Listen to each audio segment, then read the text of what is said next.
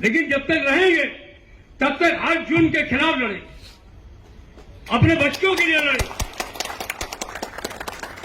अपने साथियों के लिए लड़े। यही संकल्प है हम लोग।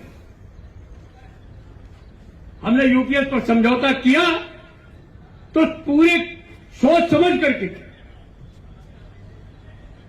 सरकार ओपीएस देने वाली नहीं थी और हमारे लोग 800-1500 रुपए लेकर के रिटायर हो रहे। आज कम से कम जो आज की तारीख में रिटायर होगा वो 15,000 रुपए कम से कम मिनिमम पेंशन लेकर के जाएगा। कौन सा अपराध किया? मिनिमम 15,000 रुपए लेके जाएगा। तो 1500 लेकर के घर जाना अच्छा है या 15,000 लेके जाना अच्छा है? मैं आप लोगों से पूछना चाहता हूं, 15,000 लेके जाना अच्छा है या 1500 लेके जाना अच्छा है? 15,000 लेके जाना। रिटायरमेंट के बाद पेंशन का कोई भरोसा नहीं था, मिलेगी कि नहीं मिलेगी। आज भी मैं सवेरे बात कर रहा था किसी साथी से, मुझे तो इतना नहीं आता है ये सब शेयर मार्केट और फलाने ठिकाने के बारे में, लेकिन वो कुछ चर्चा कर रहे थे। मैंने उनसे पूछा एनपीएस के बारे में क्या ख्याल है, उसका फंड का क्या हो रहा है, तो उनका माइनस में चल रहा है। तो हम इस स्पेकुलेशन पे अपने जीवन को कब तक व्यतीत करेंगे? आज कम से कम जब भी कोई आदमी रिटायर होगा, निश्चित तौर पर उसके बेसिक पे का आधा पैसा उसको पेंशन के रूप में मिलेगा और उसके ऊपर उसको डीएलएस मिलेगा। आधा पैसा और डीएलएस जो ओपीएस में मिलता था वो उसको मिलने का काम होगा। ये काम ऑल इंडिया रेल फेडरेशन ने कराने का काम किया। बाकी मैंने हमारे साथियों ने आपको बोला ही है, इसमें कुछ कमियां हैं। ये 20 साल में होना चाहिए था, वो 35 साल करना चाहते थे। हमने 35 साल को घटाते घटाते घटाते घटाते 25 साल तक लिया। अरे वो तो ये 50% देने वाले नहीं थे। वो तो भगवान भला करे कि जब हमने कह दिया कि भाई ठीक है हमारा आपका झगड़ा आज से हमारी आपकी बातचीत खत्म, और जब मैंने बोला कि हम आपसे बातचीत का दौर समाप्त करना चाहते हैं तो उन्होंने कहा एक मौका भी रखिए, आप इसको तोड़िए नहीं इस वार्ता। तो उस वार्ता को नहीं तोड़ा हम लोग। उसका असर यह हुआ कि देश का प्रधानमंत्री जो किसी से नहीं मिलता है वो नेशनल काउंसिल जेसीएम से मिला और उसने कहा कि नहीं नहीं ये 10% के लिए लड़ाई नहीं होनी चाहिए, 50% देंगे। 700 किसान मर गए वहां बैठे बैठे। उनसे तो बात नहीं की इसी ने, आपसे बात की ना, क्योंकि आपकी ताकत है। जानते हैं कि अगर ये इनसे हमने झगड़ा किया तो ये खामोशी बैठने वाले लोग नहीं हैं। ये इस विकास के पहिए को चला रहे हैं, देश को विकास के मार्ग पर ले जा रहे हैं। लेकिन अगर इनके साथ जुर्म और जाति होगी तो वे इस रेल का चक्का जाम करेंगे और देश के विकास को रोकने का भी काम करेंगे। इस बात को अच्छी तरीके। इसलिए मित्रों, मैं यही आपसे विनती करना चाहता हूं कि जो ताकत आपने बनाई उसको बनाए। हम आपको विश्वास दिलाते हैं कि 25 साल को 20 साल कराएंगे और बहुत जल्दी कराएंगे। ये 20 साल आपको 20 साल पर निश्चित तौर पर मिले। 20 साल चाहते हैं कि नहीं चाहते? नहीं चाहते, बोलते नहीं तो हमको क्या मालूम। आज चाहते हैं 20 साल पे मिले कि नहीं मिले? चाहते हैं तो बोलिए ना यार। कुछ आज दिन में खाने वाले को नहीं मिला क्या? यहाँ तो ठेपला बहुत अच्छा मिलता है,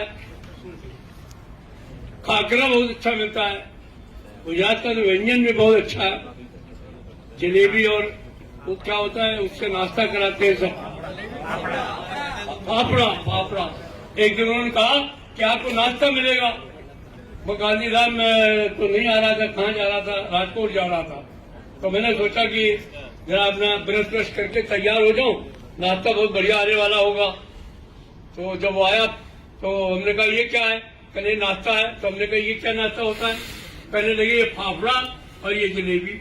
हमने कहा भैया अच्छा नाश्ता है, लेकिन खाया तो बड़ा सुंदर था, बहुत सुंदर। देखने में भले खराब था लेकिन खाने में बड़ा अच्छा। तो मेरे को लगा कि भाई ये गुजराती व्यंजन तो अच्छे ही होते हैं। तो मुझे आप तमाम साथियों से कहना है, इसमें 10% का सवाल है। अभी 1/6 जो है वो आपको इसका मिलने का काम हुआ है। 1/10 6 महीने की तनख्वाह बनती है करीब। कुछ नहीं देने वाले थे, कह रहे थे नहीं देंगे। अरे हमने कहा क्या करते हो, गजब हो जाएगा। रिटायरमेंट के समय आदमी घर जाता है, खाली हाथ जाएगा तो घर में तो मातम हो जाएगा।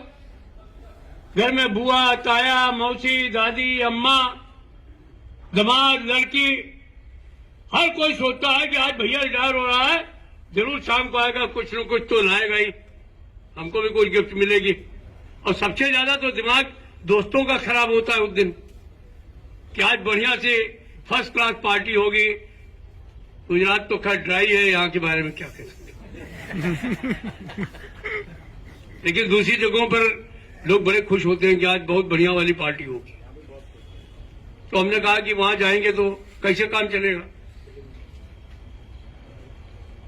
तो बहरहाल उन्होंने 6 महीने की तनख्वाह दी थी। आप विश्वास करिए आने वाले समय में ये 6 महीने रहने वाले नहीं है। हम निश्चित तौर पर इसको 10% तक ले जाने वाले हैं, इसको बीच में छोड़ने वाले नहीं। एक वीआरएस पर भी कुछ लोगों को चिंता है। वैसे कितने लोग नौकरी छोड़ने वाले हैं, जरा हाथ उठाइए, यहां बैठे हुए हैं। आप लोगों में से कितने लोग वीआरएस लेने वाले हैं, जरा हाथ उठाइए। आप लेंगे वीआरएस? एक आदमी है इतने आदमियों में जिसको वीआरएस लेनी है, लेकिन हमको उसकी भी चिंता है। हमको एक आदमी की भी चिंता है। हम आपको विश्वास दिलाते हैं कि जिस दिन आप रिटायर होंगे, आपको पेंशन के 25 वर्ष पूरे होने के बाद आपको पूरे के पूरे पैसे बिना 60 वर्ष इंतजार किए हुए आपके खाते में डलवाएंगे। ये भी हम आपको विश्वास दें, वो कोई नहीं रोके। तो जो इसमें कमियां हैं वो ठीक है, उसकी चिंता नहीं करनी चाहिए। हमारी परेशानी यह है कि हम लोग झूठ नहीं बोल सकते। जो बातें यहां करते हैं वही वहां करेंगे, वही जहां भी बात होगी वहां करेंगे। बहुत सारे लोग हैं जो झूठे लेना, झूठे देना, झूठे बोली, झूठ चबेना, तो हमेशा उसी में लगे रहते हैं। तो मैं उनकी चिंता नहीं करता। मैं अपने साथियों को, खासतौर पर अपने नौजवान बच्चे और बच्चियों को इस बात का विश्वास दिलाता हूं कि ऑल इंडिया रेलवे फेडरेशन अगर है तो उनके लिए, उनके परिवार के लिए, उनके भविष्य के लिए, उनकी प्रोन्नतियों के लिए, उनके आने वाले कल में वो बड़े हो जाएं, उनके बच्चे हो जाएं, आईएएस बने, अच्छी नौकरी पाएं, तो उसके लिए अगर उनको नौकरी नहीं मिलती है तो उन्हें रेलवे में नौकरी मिले, इस बात के लिए भी चिंता अगर करने वाला है तो सिर्फ ऑल इंडिया रेलवे फेडरेशन, अब करा करके दिया हम। तो आज के दिन मैं और बहुत ज्यादा बातें आपसे नहीं करूंगा, क्योंकि मुझे 8 बजे वहां पहुंचना था और फिर 9:30 बजे मुझे ट्रेन भी पकड़नी है। मन तो बहुत करता है आपसे बातें करने का, लेकिन मैं विश्वास दिलाता हूं अपने तमाम साथियों को कि आप चिंता मत करिए। तमाम रिक्रूटमेंट रूल्स में बदलेंगे। रिस्क और हार्ड ड्यूटी अलाउंस का मामला अभी मैं 3 दिन पहले एक्सपेंडिचर सेक्रेटरी से बात करके आया हूं। दिक्कतें हैं लेकिन उसको निकलवाऊंगा, और वो खाली अकेले किसी एक कैडर के लिए नहीं होगा, सारे कैडर के लिए होगा। टीआरडी के लिए होगा, एसएलटी के लिए होगा, रनिंग के लिए होगा, मैकेनिकल के लिए होगा, इलेक्ट्रिकल के लिए होगा। हर कैडर के लिए रिस्क और हाई ड्यूटी अलाउंस आने का काम होगा। पॉइंट्समैन को 4 ग्रेड स्ट्रक्चर भी मिलेगा, ये भी मैं उनको बताना चाहता हूं। आने वाले समय में कैडर स्ट्रक्चरिंग आने वाली है, उसमें प्रयास करूंगा कि हमारे ट्रैकमैन साथियों को, हमारे पॉइंट्समैन को निश्चित तौर पर 2800 के बजाय 4200 का ग्रेड पे मिले, और जो मास्टर ड्राफ्टमैन है वो सीधे तौर पर 4600 में जाए, इसका भी प्रयास करूंगा। हमारा तमाम रनिंग स्टाफ जो 4200 में सुपरफास्ट चलाता है, वंदे भारत चलाता है, शताब्दी और राजधानी चलाता है, उसको भी विश्वास दिलाता हूं कि आने वाले समय में वो 4200 नहीं 4600 पाएंगे। ट्रेन मैनेजर्स के साथ भी वही कि 4600 का ग्रेड पे दिलवाने का काम करूंगा।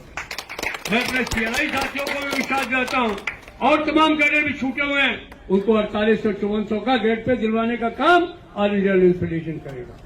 कुछ छूट गया हो तो उसको भी आप यही समझिएगा कि उसके लिए प्रयास ऑल इंडिया रेलवे फेडरेशन बराबर करे। आज के दिन मैं आप तमाम गांधीधाम के साथियों को हृदय से मुबारकबाद भी देता हूं, धन्यवाद भी देता हूं और आशा करता हूं कि जो आतिथ्य आपने हमको आज दिया है, जो प्यार आपने हमको दिया है, उससे मैं अभिभूत हूं। आने वाले समय में एक दिन के लिए नहीं और अधिक समय लेकर के यहाँ आऊंगा, आपसे फिर मुलाकात करूंगा।